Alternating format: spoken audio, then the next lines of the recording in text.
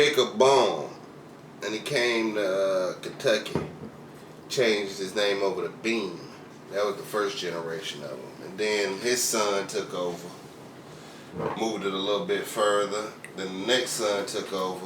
This is going to be the third generation cat here that created this one here in 1913. How about I always thought it was Jim Beam until just there when I looked at it. I thought it ended with an N. Oh. Jim Beam. I just realized it. Yeah, I always thought it was Beam too. It's Jim Beam. I think that's Mandela effect. The Mandela. So it's an N or an L? It's an N. Why the fuck is that an M? That's a different whiskey. It's an N. I think we it's got Jim the Beam. all brand. It did the all brand. I'm going to act like I'm ignoring the ignorance bitch. I'm full about it. I'm going to act like I have no goddamn list here, but I'm hearing out of these poorly bred Negroes.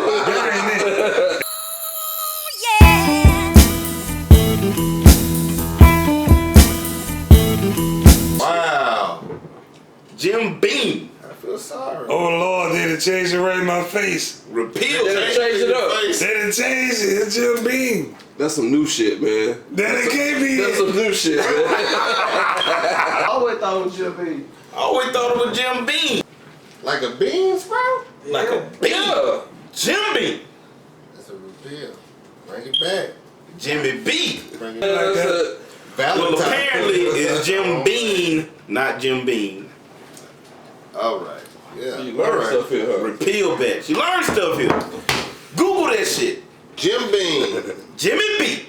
Started by German immigrants in Claremont, Kentucky in the 1700s. Third, fourth, fifth generation. This would be about the fourth generation when Jim Beam created this repeal batch. This is an homage to the batch that was created at the end of Prohibition when the Jim Beam factories were built in 122 days and were back operational after the signing of the post-Prohibition laws. Jimmy B. Jim Beam came back strong, one of the first alcohols back to market after Prohibition. Jimmy B. Bring it back, bring it back. Kentucky straight bourbon. Straight bourbon. Straight Repeal. bourbon. Straight bourbon. Ain't nothing left to do, gentlemen, but open it up and give it a taste. Well, before you do that, let's say we have to go ahead and say that this was previously open because of we just couldn't wait. Just couldn't wait.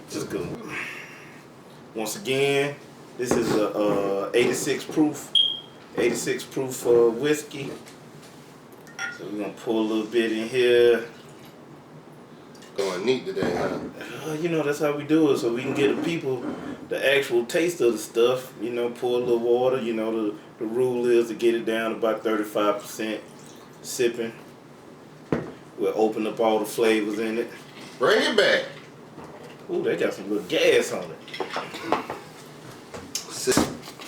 Uh-oh, there go producer. Boy, you got that styrofoam, boy. You got that little piece of the styrofoam going on. We gonna go to they gonna call us up to Grady one day and say styrofoam is eating this man's insides out. Did the Prohibition affect the crime rate? Of course it did. Well, it created a crime, of course, in the illicit sale of alcohol. So you know, it created a market. It created a market, and it created wealth from that market. A lot of great Americans became the Kennedys built their fortune off of Prohibition.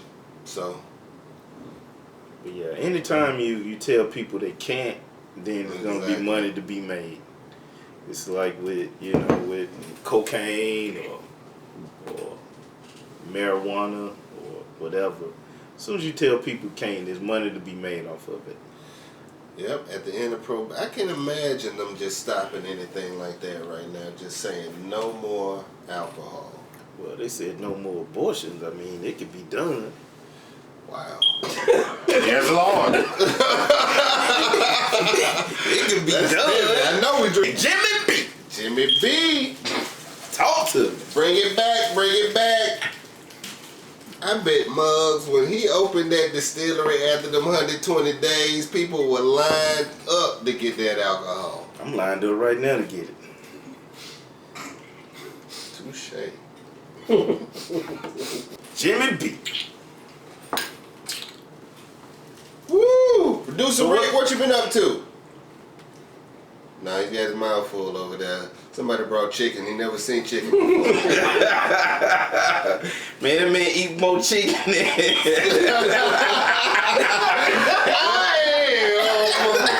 The back door man. Jimmy B.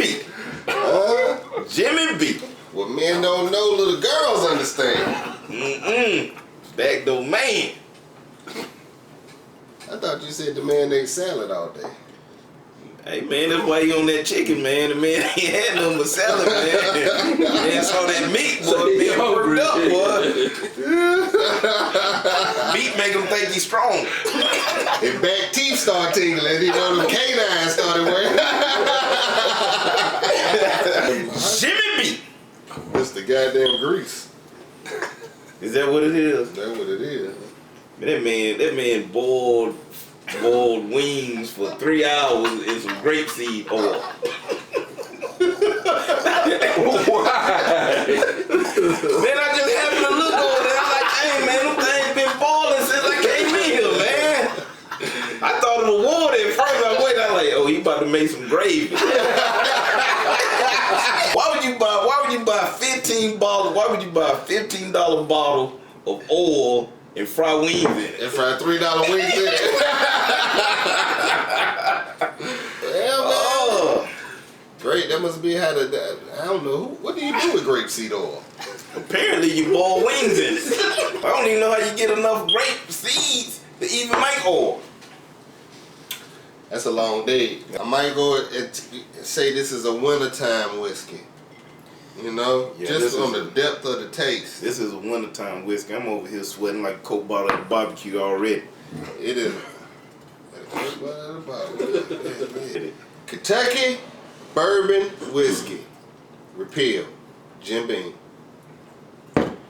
And bourbon usually comes from, you know, the Kentucky bourbon from the county or whatever, but it is really the percentage of corn liquor that you put in the mash, and also the it has to be in white oak barrels. You know, Jim Beam is one of the pioneers Jimmy B. in that, because that being one of the first American distilleries, they helped to term what is now considered bourbon. You know, when the Baum family was first creating these alcohols, these spirits, they were considered corn whiskeys until you know, the term bourbon was created by the manufacturers that were in and around Kentucky, Tennessee, Arkansas, Mississippi at the time. This is good liquor for when your woman done left you. Well, we just renamed it Jimmy B. These guys are trying to tell me that they thought the name was Jim Beam. Man, that name was Jim always Beam, been boy. Jim Beam, man. It's always been Jim Beam. That bitch Jim Beam, man. He never heard nobody say Jim Beam. This ain't nothing you gonna bring your lady out and be like, oh, I got some Jim Beam, you wanna get that? If she drinking that shit like this, boy, you got you a fight on, man. Fight. Oh, boy. That Jim Beam fight come with it. Boy, that's like we was in Macon and them girls were drinking bull with a straw. I said, oh yeah, these girls here, they ready for a tussle right here. They were drinking bull with a straw and doing splits. Blue Bull, huh? Blue bull, tall, Jimmy B. they were drinking missiles out of straw. Master Cylinder, the Blue Bull. I said, man, they dressed up a bull. They gave it a straw and a napkin around it. And I'm like, God damn. I ain't never seen nobody put a dress on a bull. Well, I'm gonna get this Jimmy B. I'm gonna give it 2.5 WIC vouchers. That's WIC what I'm- vouchers? Yeah, I'm gonna give it 2.5 WIC vouchers. Wick vouchers. This is what I gave I'm it. saying that shit 2.5 no WIC good vouchers. then. 2.5 Wick vouchers? 2.5 WIC vouchers, man. You can't even get a bottle of water with 2.5 Wick vouchers. Apparently, you get a bottle of Jimmy B. Oh, Jimmy. 2.5 doggone WIC vouchers. That's what I'm giving it. It's a taste. That means you get a little oatmeal, you get some juicy juice, and maybe a doggone some cheese or milk. Oh, you talking about $2.5 $20 wick vouchers? What kind of rating you give this one? Woo! I'll get this 3 old men. 3 old men. That's what you want to drink it with. 3 old men.